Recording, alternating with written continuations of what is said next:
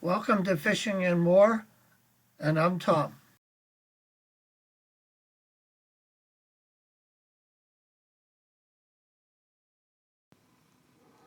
We have to harness that night crawler, so let's be creative and make some worm harnesses. When it comes to fishing and catching fish, presentation is everything.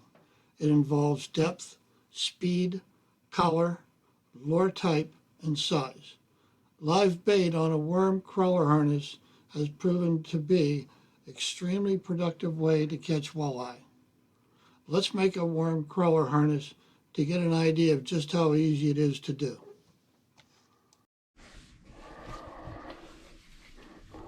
Let's make a worm harness. I'm using a 17-pound line. I've tried other lines.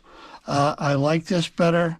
It's easy to use and it works.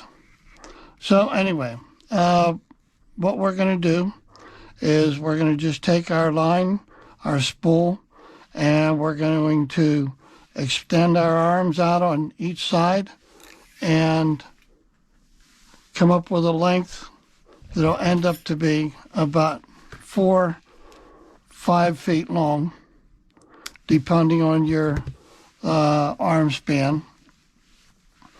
Now, in most cases, it depends on where you're fishing, how you're fishing, as to what line length to use. Some cases you may want a shorter line, say in dingy water. If you're just dropping your line in off the side of the boat, I like to use a longer line. So it's a matter of preference. There is no given exact rule on this. I like to start out with a 6-foot line, 4-foot line, and then go down from that if I need to. Now, next comes our hook, and as a matter of ease of understanding what I'm doing, I'm going to do a snell hook. I'm going to snell a hook, and instead of using this number 2, which is an octopus hook, it does have the offset on the eye. I'm going to use this one and use a piece of white cord so that it's easier to understand what I'm doing. So to snell a hook, you start out by putting your line through your hook like this from the back end through the eye, and you hold on to it right there. And this right here is the hardest part, which isn't that hard at all. It just takes some getting used to. But what you want to do is make a little loop right behind the eye. Now, sometimes it likes to slip out of place, and it just takes a little bit of practice. I do 10 wraps.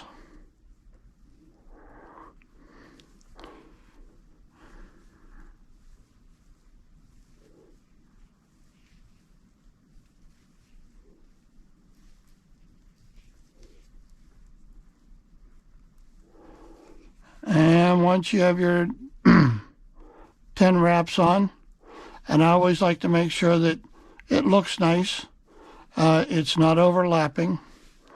Then I take the other end and I'm going to come back through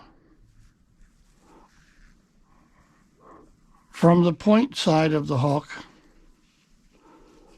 and this is the part that would go up to your rod, and that's it right there. So you should have your tag in underneath all those wraps, and you end up bringing this line back up through the eye, and that's it. That's all you have to do. I snug it up. I'll take my nails and I'll snug it up, make sure it's tight, and I'm good. Then I'll snip off this tag end, and it's a very neat presentation. Now, if I'm doing 2 hooks on this line, what I will do is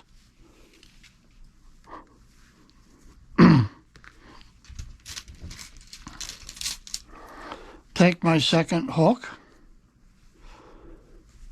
and just as I did the original one, I'm going to come in a different direction for the tag end, and this is what I have right here. Then I'm going to take wrap, make my wrap, 2, 3, 4, 5, 6, 7, 8, 9, 10.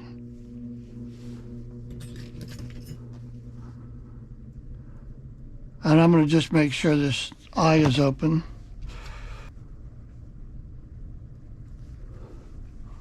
Pull it through. And you want to try your best not to get this a kink in the line as you're pulling it through.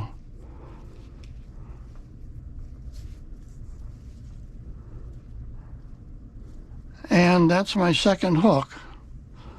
Both are snailed, and they're not going anywhere. So now what we do is take this line and start putting beads on it, or whatever you're going to put on here. Okay, so we snailed those big hooks, and now what I'm going to do is I'm going to snail a number 2 octopus Kamagatsu octopus hook, and since this is a little bit harder to see, I'm going to just go ahead and do it. I'm going to pull this through, making sure I don't kink the line.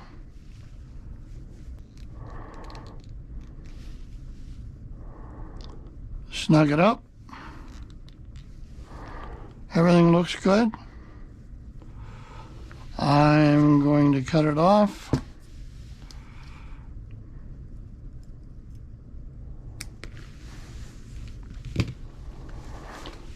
Okay, so we have our hook, we have our line, and now this is where you get creative and figure out what masterpiece you're going to make as far as trying to catch some fish.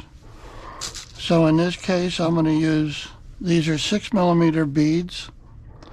I think that's the most popular size. And you can put them on any way you want, any color you want. If you were going to sort of match a forage base, let's say a perch, you may want to use some greens, orange, a little bit of yellow. It's your preference, whatever you feel is going to work. And oftentimes what you do is you're talking to somebody and you said, well, they said they caught something on a worm harness, and you say, well, what color did you use? And you try that. Now, I usually put on about 6 beads, and there's a good reason for it. Okay, that's 5, that's 6.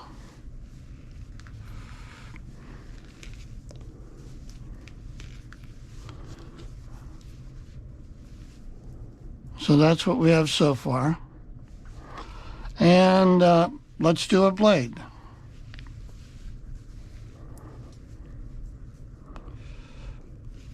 First thing we're going to do is we're going to get ourselves a clevis. Now this is a interchangeable clevis, so that you're out on the lake or on a river and you find that, okay, you have a silver blade on and you'd like to change to a gold blade or a brass blade, then you can take it off.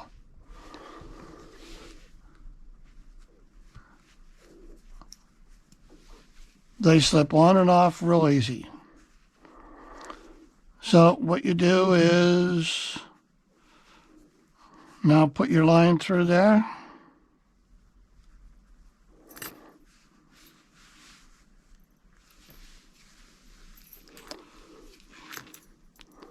Pull it down, And basically, there's your worm harness. You want to make sure that your blade is curved on the outside like this. Now this is a number 4 blade. I use number 3s also. That's the most popular variety. And once you have that, and again, this is a very simple worm harness. It'll work.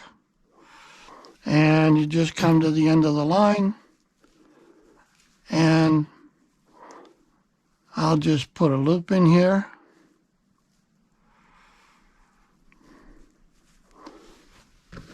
And what I will do is I have a thing here that has a hook on the end of it. I go through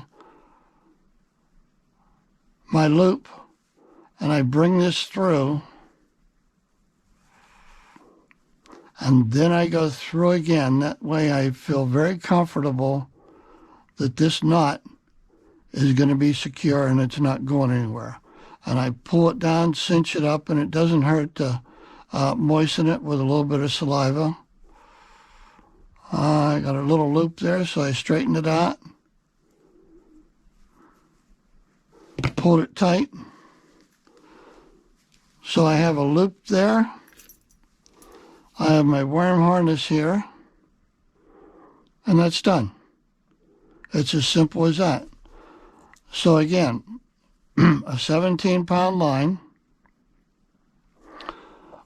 We snailed our hook. We put on the number of beads we wanted, the color we wanted, and there's different types of clevises. There's different types of everything, to tell you the truth. You have the clevis, and these ones are a bit small, but all they are is U-shape, and they're not interchangeable. So whatever you put on there, you'd have to cut your line and change everything to make something different. So that's a very simple, easy to make worm harness. And what I do is wrap this up like this.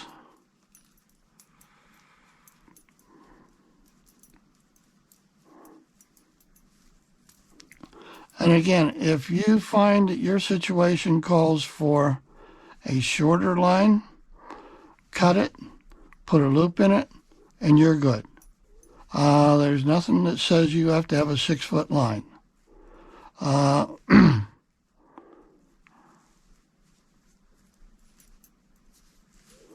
I always loop that around 3 times, and that ends up to be a nice little package. I put it in just like this. I'll put it in an envelope, and I can have a whole big bag of these things, and they don't get tangled up. Well, we made our simple little worm harness, and I'm sure it'll work. But what I want to show you is I've gotten creative, and it gives you an idea of what you can do, some of the things that are out there to take advantage of as far as what you can buy to make your worm harnesses. And again, it's a personal preference as to what you want to do, and just what you want to create.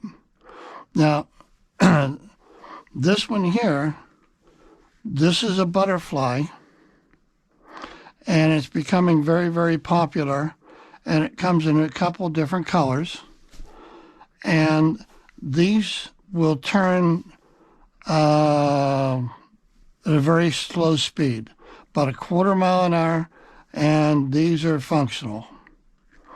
The ones with a number 4 blade and a number 3 blade, this size right here, you're talking probably 1 1¼ miles per hour.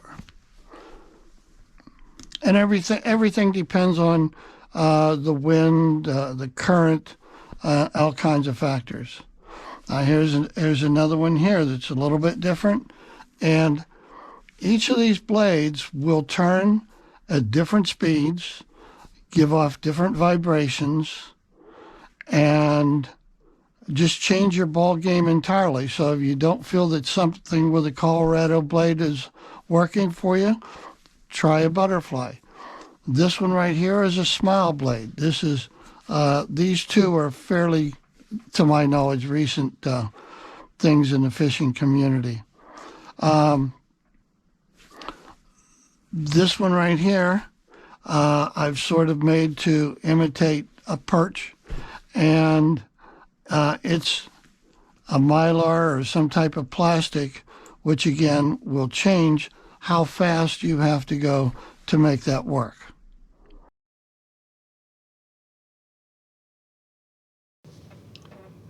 Let's get creative. Now, recently I've gotten a little bit more creative, and right here I have 3 that I'm going to have on my website at some point. This one is what I'm calling my Colorado blade gizzard shad worm harness. This one is to replicate a alewife.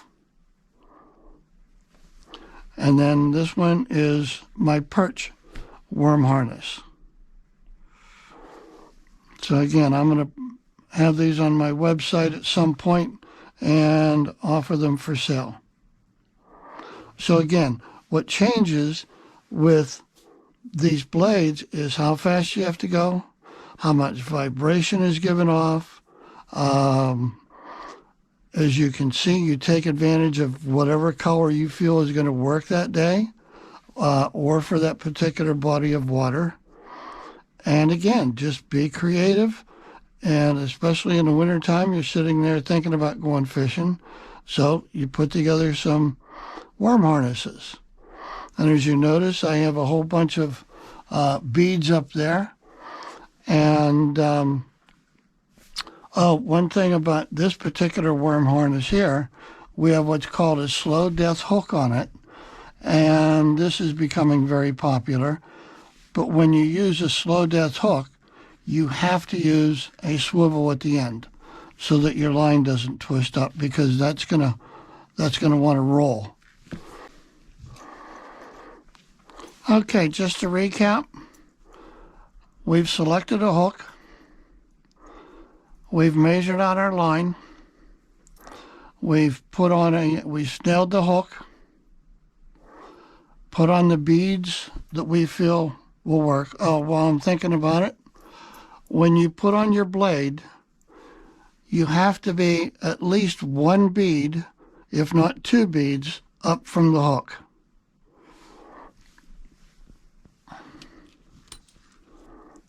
You don't want this blade to interfere with the hook at all. So that's why I've taken in this particular case, I'm almost 2 up above it. And right here I have used a rubber tube and it's cut at an angle right here because of the angle on this eye of the hook. I want that to come off and be like in a straight line. And having that cut at a slight angle, that will help create a straight line for the your line, the beads, and your hook. So that concludes my presentation of worm harnesses. They're extremely popular worm harnesses. And again, being in the right place at the right time when the fish are hungry. And again, being in the right place at the right time when the fish are hungry. Be creative. This will work for you. Got a whole bunch of things to try. Different colored beads, different kind of, a whole bunch of things to try. Blades, different colored beads, and of course different kinds of hooks. Blades. So good luck. And of course different kinds of hooks. The Colorado blade, the most versatile style. It works well at slow speeds of around 3/4 to 1.5 miles per hour. Good vibration and flash, making it good in either dirty or clear water. Popular sizes 3, 4, and 5. Also available with a deep cut option. The blades and beads are the attractor, while the crawler provides the scent and will hopefully entice the walleye to go for it. The Indiana blade has a narrow design which causes it to provide less vibration but more flash. It catches less water and can be used at higher speeds. The added flash makes it a big plus in clean water. Fishing speeds range from 1.25 to 2 miles per hour. Sizes preferred are the number 3, the number 4, and number 5. This blade is the narrowest, which allows it to provide the most flash with the least amount of vibration. Its characteristics allow the blades to be pulled at a faster speed. The range is 1.5 to 3 miles an hour. Usually run in tandem with 2 blades. The goal is to imitate small school of bait fish. An assortment of sizes from 4, 4.5, and 6 cover most walleye situations. The hatchet blade is sometimes referred to as a tomahawk. It has a significant amount of flash and offers a unique action that changes with speed. Oftentimes they are run tandem in the Great Lakes. Running half sizes and whole sizes together in a presentation, the blades will turn in the opposite direction from one another. Fishing guides will use this presentation in conjunction with the bottom bouncer. Sizes to consider: 4, 5, and 6. This blade will spin at extremely slow speeds, about 1/4 mile an hour, or troll as fast as 3 miles per hour. The composition is a flexible plastic or hardened mylar. Its versatility is why these blades have been so successful. Use a few beads and a single hook and you have a great worm harness. A blade size of 1 to 1.5 inches is what's recommended. Providing maximum flash and vibration, this rig is great for walleye and perch. We've gone fishing. Thank you for taking the time to watch our vlog. It's a new endeavor. With your guidance, we'll do our best to make it informative and worth the visit. Together with a sharing of ideas and information, we're hoping to become better at presenting a vlog and our sport called fishing.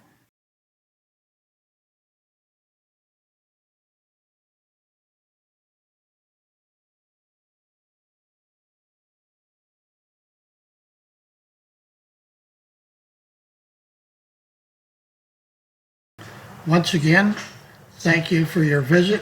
Hopefully the information provided will be of value and help you catch more fish. Please be respectful of water and weather.